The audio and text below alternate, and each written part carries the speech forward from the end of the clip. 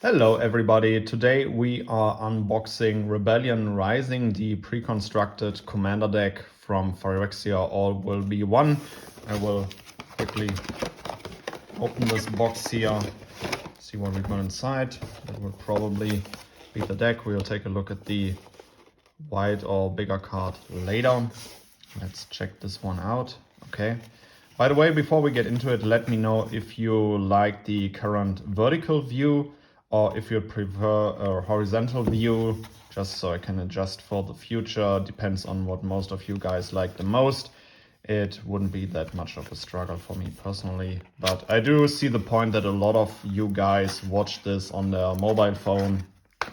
And so, yeah, okay, live counter. And we have, a little introduction list. But here comes the interesting part. We have the deck, we have a few tokens, and already one of the strongest cards here up front. So I guess we will just unpack this one and see what we have inside. Okay.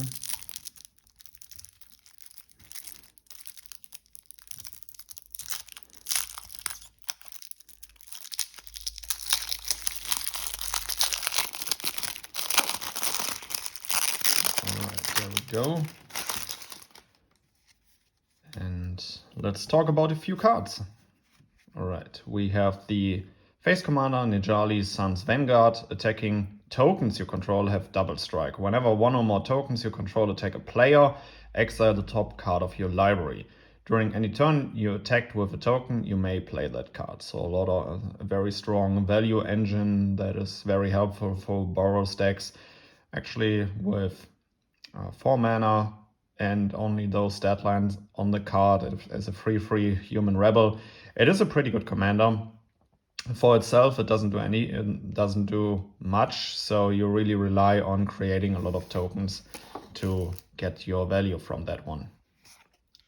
Then we have Otari, Sun's Glory, Flying, Lifelink, Haste, and as soon as I saw that card, I thought of Calcium the Plague, because this is a great addition to every Calcium deck. Flying, Lifelink, Haste, when he attacks, you get an experience counter that synergizes with Calcium. Then create a 2/2 red rebel creature token that's tapped and attacking for each experience counter. So especially in the Calcium deck, you can create a lot of 2/2 rebel tokens on attack with this guy. And in addition to that, something that in my personal opinion Calcium struggles with is sacrifice outlets. So as soon as there comes a sacrifice spell for each player, for example, like Soul Shatter, Calcium often gets removed. So I really like this card that you then can just put Otari into the graveyard and get it back by tapping a few rebels. Powerful card in my opinion. And we have an order card. Then we already come to one of the strongest and interesting cards in this precon, Clever Concealment. 2 white and 2 generic Convoke, so your creatures can help to cast a spell by tapping them in addition to paying the mana cost, or they discount the current mana cost. And the line says any number of target non-land permanents you control face out. This is a great protection spell. It's a bit weird in Boros aggro deck where most of your creatures want to be tapped, but it's still a great card, for example, in an Urza, I think High Lord Artificer deck, where your commander just sits on a table, you don't want to attack with it, and you still have that creature available, so you can use it for the Convoke cost of Clever Concealment to avoid a board wipe. Very important to mention, any number of target non-land permanents, so this can also target artifacts, enchantments, and so on. So this is a great card in my opinion, an important pickup for every white deck and every deck that has white included, with a few creatures that can help to cast a spell. We continue with Glimmerlens for Mirrodin ability. So when this artifact enters, you create a 2/2 red rebel creature token and attach the equipment immediately onto it. And whenever equipped creature and at least one other creature attack, draw a card. Drawing cards is very valuable, especially in Commander, and this comes out very early, so you can put out a token on turn 1 or another creature on turn 1, follow up with this one, And if you already have a haste enabler on the field, that might help that you immediately draw a card. Though also in the later turns, this is a great equipment that helps you keep your resources in hand or refilling your resources. We continue with Kemba's Banner, also with a 4 Mirrodin ability, and it says equipped creature gets +1/+1 for each creature you control. So especially in this token deck where you go really wide, this helps out a lot to make one very big massive threat of a creature that can then attack for lethal. We continue with the stuff of the Storyteller. When it enters, you create a 1/1 white spirit creature token with flying. Flying is already helpful in this deck because we want to be attacking, and doing that in the air helps. And it says whenever you create one or more creature tokens, put a story counter on Staff of the Storyteller. For 1 white and tap this artifact, you can remove a story counter from Staff of the Storyteller to draw a card. If you can get this one out very early, it really helps out to keep your hands filled. So already the Glimmerlens and the Stuff of the Storyteller are great cards for refilling your resources in hand. Goldwarden's Gambit, 8 mana sorcery, alright, affinity for equipment. So just as affinity for artifacts and other affinities, this spell costs 1 generic less to cast for each equipment you control. That helps a lot. So create 5 2/2 rebel creature tokens. They gain haste until end of turn. For each of those tokens, you may attach an equipment you control to it. Okay, this is a great finisher in this deck, and you can generate a lot of value with those creature tokens or with those rebel tokens attacking with your face commander. So this is a great card in this deck. Also, one of the cards that got talked a lot about is the Hexblade Wallbreaker, 5 mana artifact equipment, also with the 4 Mirrodin ability, and equipped creature gets +2/+2. So when this one resolves, you get a 4/4 in the best case. And then whenever equipped creature attacks, if it's the first combat phase of the turn, untap each attacking creature. After this phase, there is an additional combat phase.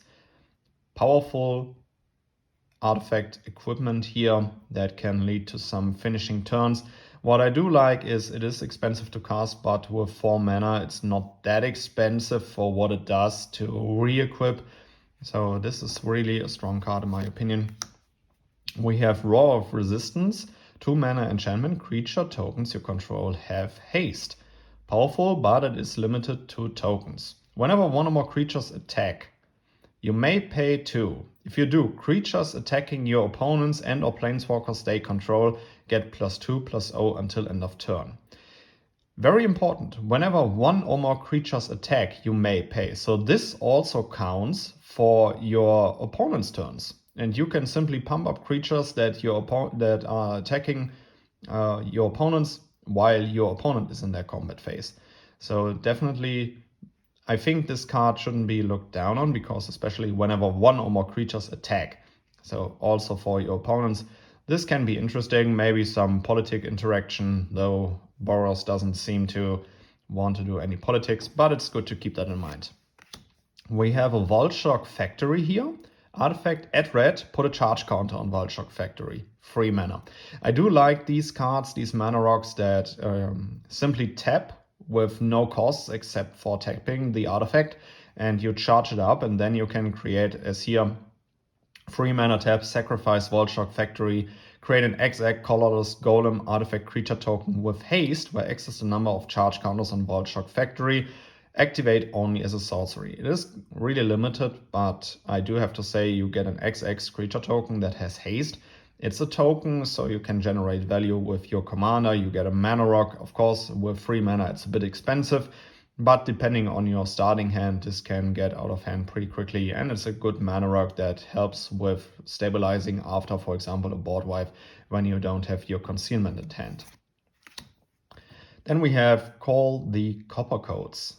Okay, this is the Strife mechanic. It's an instant 3 mana Strife. This spell costs 1 generic, 1 white, more to cast for each target beyond the first. Okay. Choose any number of target opponents. Create X 1/1 white human soldier creature tokens, where X is the number of creatures those opponents control. This is great. If you suffer a one-sided board wipe and your opponents are currently in the lead, you can play it cool for one turn, and in the end step of one of your opponents, you can just cast this spell here. This is great because it's an instant, and then you can quickly recover, recast your commander the next turn, attack with your tokens, and maybe take one player out. Or you can also just generate a lot of value. Then we have Collective Effort, 3 mana sorcery with Escalate. Tap an untapped creature you control. Pay this cost for each mode chosen beyond the first one. Okay, so we can use every mode on this one. Once it says destroy target creature with power 4 or greater, destroy target enchantment, or put a 1/1 counter on each creature target player controls. Alright, so if you are already built a very wide board, this can be powerful. Might also help in scenarios where you currently just need to remove something very quickly. And yeah, overall seems like a useful card. We continue. Nice. What an awesome reprint here. Court of Grace, enchantment, 4 mana. When it enters the battlefield, you become the monarch. At the beginning of your upkeep, create a 1/1 white spirit creature token with flying. If you're the monarch, create a 4/4 white angel creature token with flying instead. Great enchantment that stays on the board, not that easy to interact with, and it also refills your hand. So what I'm seeing from the deck right now is that we get a lot of resource refillment with a lot of different cards, which I personally really like, especially in a Boros deck. Ooh, okay, there we go. Elspeth Tyrell, 5 mana legendary planeswalker.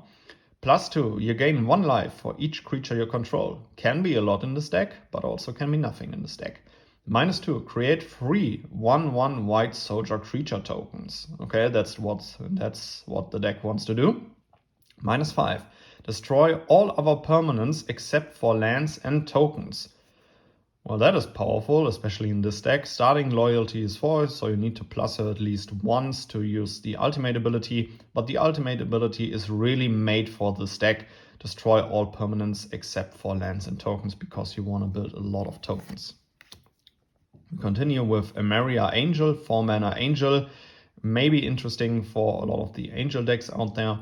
It has a landfall mechanic, flying landfall. Whenever land enters the battlefield under your control, you may create a 1/1 white bird creature token with flying. If you can get this one out early, you can really gain a lot of value from this one. And with all of the flying tokens with your commander, you can generate a lot of value here. So far from what I'm seeing from all of these cards is that there's a lot of value in this deck and a lot of synergy. I really like that. Felidar Retreat, a card that cannot be missing in this deck. 4 mana enchantment landfall. Whenever land enters the battlefield under your control, choose 1. Create a 2/2 white cat beast creature token. Very powerful. And then the second mode, which most likely will be used a bit more often because we haven't found that much pump up for our tokens yet. Put a 1/1 counter on each creature you control. And what I think is even more interesting is those creatures gain vigilance until end of turn. Vigilance, your creatures don't need to be tapped, and especially with the Clever Concealment here. With this is out, and if Clever Concealment is in your hand and you have a few tokens on the field, you are a real threat to your opponents. Finale of Glory, 2 white and X. Create X 2/2 white soldier creature tokens with vigilance. If X is 10 or more, also create X 4/4 white angel creature tokens with flying and vigilance. Okay, so the thing about casting this one for more than 10 is you also create X 4/4 white angel creature tokens with flying and vigilance. Very powerful. But in most cases you won't be doing that. I think Finale of Glory isn't that strong of a card, but it can be helpful. The sorcery speed is a bit limiting to the card, but the tokens that you create have vigilance in addition. That is helpful also for the Clever Concealment here in this deck. But in general, being able to block on the way back helps in a lot of aggro decks, especially when you're playing Commander. Alright, that's one of the powerhouses in the deck. Or maybe we already opened all of the powerhouses in this last one. Flawless Maneuver, 3 mana, and if you control a commander, you may cast a spell without paying its mana cost. This is the thing that really makes this card powerful, and it says creatures you control gain indestructible until end of turn. You can completely tap out, have your commander on the field, a strong board itself. Your opponent tries to wipe the board, and then you can just cast this one for free.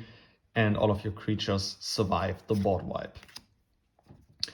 Oh my god, Harmonious Archon. This is a 6 mana flying Archon as a 4/5. Non-Archon creatures have base power and toughness 3/3. When it enters the battlefield, we create 2 1/1 white creature, human white creature tokens. So non-Archon creatures, so basically everything else here in the deck. The cool thing is we have a lot of token generation already, but most of the tokens are below the 3 power and toughness side.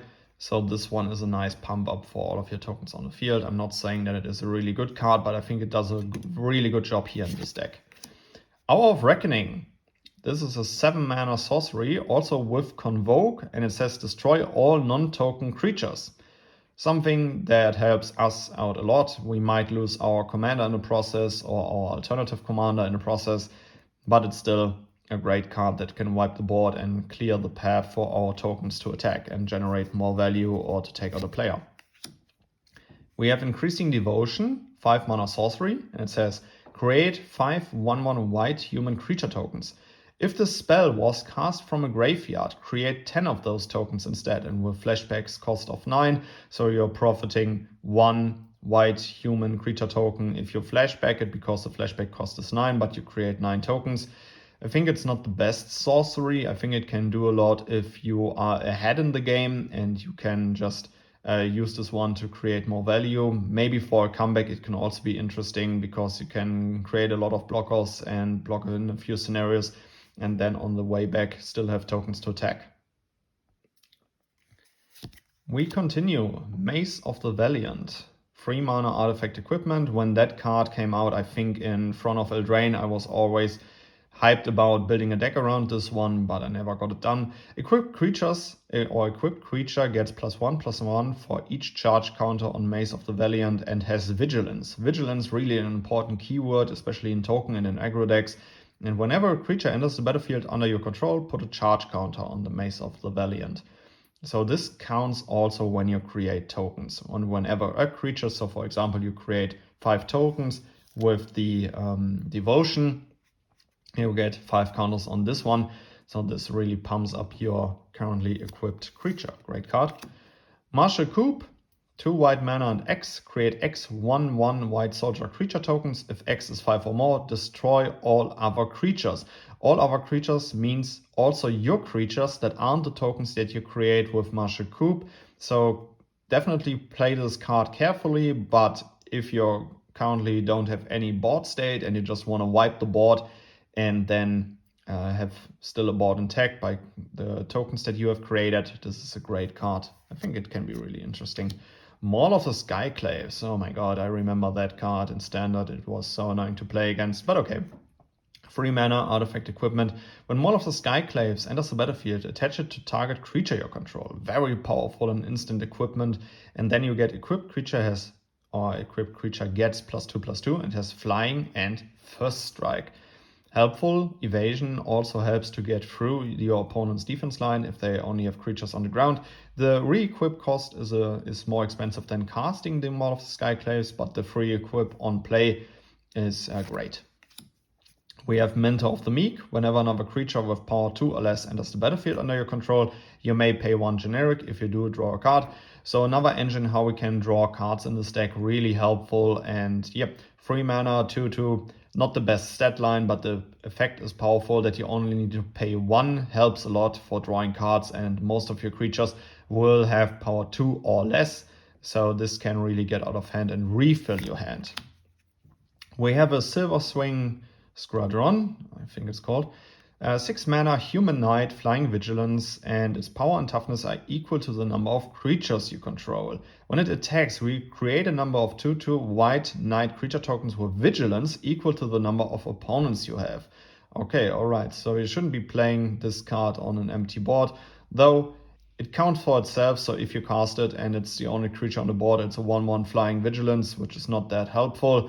But depending on, I think for Commander it's not the best card simply because you cast it very late. You might still have 3 opponents left and then you can create a lot of tokens. Though, yeah, I don't think it's the best card, but I think it has synergy in this deck here. We continue with White Sun's Zenith, free white and X. An instant, that's great. Create X 2/2 white cat creature tokens and shuffle this into your library. This is great. I know it's more expensive, but I do like instant token creators simply to ambush our opponent when they are attacking us or to recover from an empty board. You can look like you have nothing more in hand and maybe 2 cards left or something like that. Just pass the turn, wait until the next end step, and then you can flash this one in. Great card. I like it in this deck. Alright, Chain Reaction. 4 mana sorcery. Chain Reaction deals X damage to each creature where X is the number of creatures on the battlefield. So yeah, you read it right.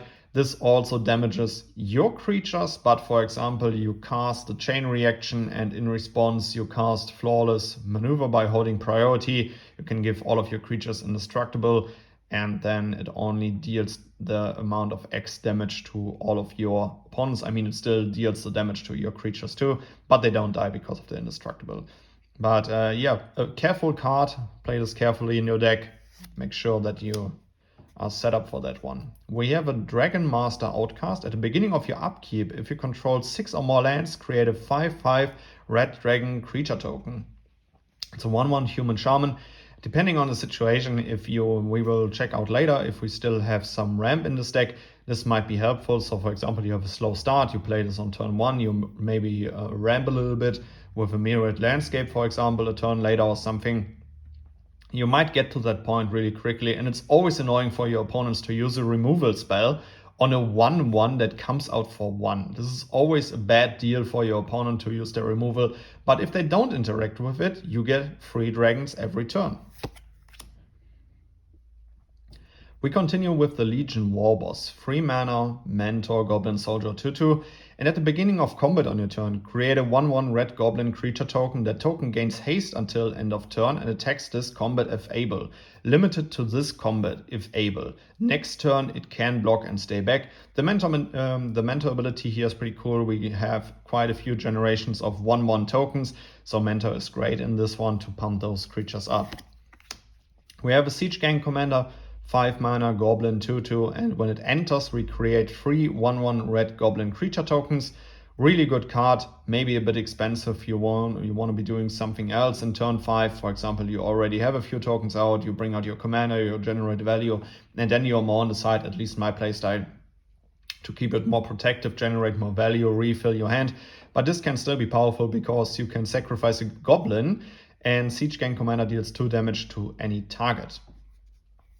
Alright, we continue with Adriana, Captain of the Guard, 5 mana melee, Human Knight 4/4. Melee, whenever this creature attacks, it gets +1/+1 until end of turn for each opponent you attack this combat. Alright. And other creatures you control have melee. Alright, so this can be, depending on how many opponents you have left, in the best case scenario, if you're playing 4-player commander, this can be a +3/+3 for every creature that you have if you attack each opponent. Powerful. Assemble the Legion. Great card. Also a little bit underrated in my opinion. 5 mana, of course it's expensive, and at the beginning of your upkeep put a muster count on Assemble the Legion. Then create a 1/1 red and white soldier creature token with haste. For each muster counter on Assemble the Legion. Let's say you can ramp this out with a Soul Ring on maybe turn 3, and this just keeps cooking. You get more tokens with haste. You can generate a lot of value with your commander. This deck so far is really good. I like all of the synergies in this one. Assemble the Legion, great card. Jor-Kadeen, the Prevailer, 5 mana. A lot of expensive non-token creatures here in the deck. Legendary creature, Human Warrior, First Strike, 5/4, Metacraft. Creatures you control get +3/+0. as long as you control 3 or more artifacts. So let's see how many mana rocks are in this one. This can be very powerful. And yeah, all right. We have the Idol of Oblivion. 2 mana, draw a card. Activate only if you created a token this turn. Well, that won't be a problem. This is a great artifact in this deck. And 8 mana, tap, sacrifice it. Create a 10/10 colorless Eldrazi creature token. The second line, hopefully you won't be using it that often. But you gotta keep in mind you can do this anytime. And the draw card is simply just so powerful. This is really powerful. This helps a lot in this deck. Loxodon Warhammer, 3 mana. Equipped creature gets +3/+0 and has Trample and Lifelink. This is great because so far I haven't seen any stat line on any card in here that gives Trample. Trample is really needed in this deck with all of these small tokens. You might have opponents that also play creature heavy decks, and then they will be chump blocking for days. But getting Trample down really helps, and the pump up also from Jor-Kardin earlier can be helpful. We continue with Myr Battlesphere, 7 mana artifact creature. When it enters, create 4 1/1 colorless Myr artifact creature tokens. And when it attacks, you may tap X untapped Myrs you control. If you do, Myr Battlesphere gets +X/+0 until end of turn and deals X damage to the player or planeswalker it's attacking. Okay. Yeah. Not a big fan of this card, but might do something here in this deck. Solemn Simulacrum, who doesn't know it. Sad Robot is also in here. Not much synergy, but it's a cheap RAM card that can be put in probably every pre-con deck. So yeah, asset spot. We continue with Castle Ardenvale, a land that has an activated ability to create a 1/1 human creature token. Castle Embrath. Great card in this deck because we can use its activated ability to pump up our tokens. Exotic Ore card. We have a Furicorn Snarl, a Reveal land. Alright. We have Kirkheap. Really cool card. You can also use this one anytime, this activated ability, and create a token. Why not? Slayer's Stronghold. Okay, this is also a great one. The creature gets Vigilance and Haste until end of turn. It isn't that expensive to activate, but it's, yeah, still red and white, but you can get this one together in this deck. I like that land.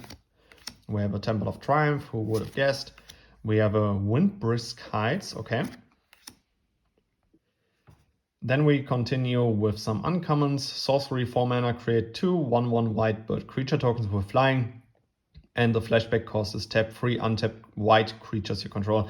The flashback is limited to white creatures, so not that cool, but you have a lot of white tokens in this deck. Yeah, not that interesting, but if you're forced to discard, I would just discard this card because the flashback cost is fair, in my opinion, to create 2 tokens. The actual casting cost is really heavy. Card a deal, sorcery, each opponent draws a card. Then you draw a card for each opponent who drew a card this way. Okay. Generous Gift, great removal, destroy target permanent, so can also destroy lands. Then we have a Gold Knight Commander, Human Cleric Soldier 2/2. Whenever another creature enters the battlefield under your control, creatures you control get +1/+1 until end of turn, 4 mana. This is expensive, but the effect is great in this deck because so far from what I've seen, your tokens tend to keep or tend to be really small. But this one pumps up the whole team, so your go wide strategy can really go off. Then we have Intangible Virtue. Creature tokens you control get +1/+1 and have Vigilance. Okay, this is definitely a banger here in this deck for an uncommon, but it's a great upgrade, or it's great in this precon, simply because +1/+1 for all of your little tokens. This helps out a lot, and Vigilance in general. We have Midnight Haunting, an instant 3 mana. Create 2 1/1 white spirit creature tokens with flying. Alright, I like the instant on this card. Path to Exile, we know and love it. Phantom General, 4 mana, 2/3 Spirit Soldier, and says creature tokens you control get +1/+1. Yeah, I prefer the Intangible Virtue, but this one can also help. Prava of the Steel Legion, 3 mana, 1/4 Cat Soldier. As long as it's your turn, creature tokens you control get +1/+4. Sadly limited to only your turn, but that's the turn when you want to attack. And an activated ability, create a 1/1 White Soldier creature token. Hate Mirage, 4 mana, sorcery. Choose up to 2 target creatures you don't control. For each of those creatures, create a token that's a copy of that creature. Those tokens gain haste. Exile them at the beginning of the next end step. Okay. Interesting. Hortling Outburst, 3 mana sorcery. Create 3 1/1 red goblin creature tokens. No need to say anything about that. Loyal Apprentice, great card. 2 mana, haste. And with Lieutenant, at the beginning of combat on your turn, if you control your commander, create a 1/1 colorless Swapta artifact creature token with flying. That token gains haste until end of turn. Especially powerful with our commander in here. Great card, great turn 2 play. Boros Charm, that helps out a lot because of the second line. Permanents you control gain indestructible until end of turn. This can really protect your board. Great card in this deck. Target creature gains double strike until end of turn. But I do believe you will most likely play this one for its second mode. Then we have Heroic Reinforcements. Create 2 1/1 white soldier creature tokens. Until end of turn, creatures you control get +1/+1 and gain haste. If you have a white board, this can be nice. If you're still trying to catch up again, not the best sorcery to cast. Rip apart some interaction, 3 damage to target creature or planeswalker, or destroy target artifact or enchantment. That helps. Arcane Signet, good mana rock. Boros Signet, good mana rock. Commander Sphere, great mana rock. Felwar Stone, good mana rock. Mask of Memory. Whenever a equipped creature deals combat damage to a player, you may draw 2 cards. If you do, discard a card. Nice refill. And yeah, I do have to say about this deck, it doesn't lack in refilling your hand. Mindstone, Soul Ring, Soul Guide Lantern, okay. Some simple graveyard hate in Commander. Just play this turn 1 and you're threatening all of your opponents to exile their graveyards because the activated ability where you sacrifice it that exiles each opponent's graveyard is just really powerful in Commander. Then we have a Talisman of Conviction, Boros Garrison, the Bounce Land, Buried Ruins, Command Tower. We got a Forgotten Cave, so also a nice refill. If you already have a good mana base, you can just cycle this one. Mirrored Landscape, alright. Path of Ancestry helps out a lot in this deck. And then we follow up with the Secluded Steppe, and yeah, also Cycling Land, Temple of the False God. Maybe not the best one in this deck here, but yeah, we take it. Then we have quite a few mountains and quite a few plains. All right. Okay, so we are coming to an end. I will quickly open this token pack here. Little unboxing here. All right. So we have the Etched Foil version, the Monarch token, Kobolds of Kharkiv, a Mir token, Soldier, Rebel, Bird, Human, Human Soldier, Soldier, another Soldier token. Alright. And last but not least, we have the Collector Booster Sample Pack. Let's check out what we got in this one. I hope you enjoyed this unboxing of one of the Commander precons of Rebellion Rising. Let me know down in the comments below what you think about this deck. Also let me know how you prefer to watch these videos in the future, vertical or horizontal. And here we go. We got, okay, Geth, Thane of Contracts. Okay. And we got Urabrask Anointer. Well, not the best picks, but I take it. Alright guys, I hope you enjoyed this video. See you in the next one. Goodbye.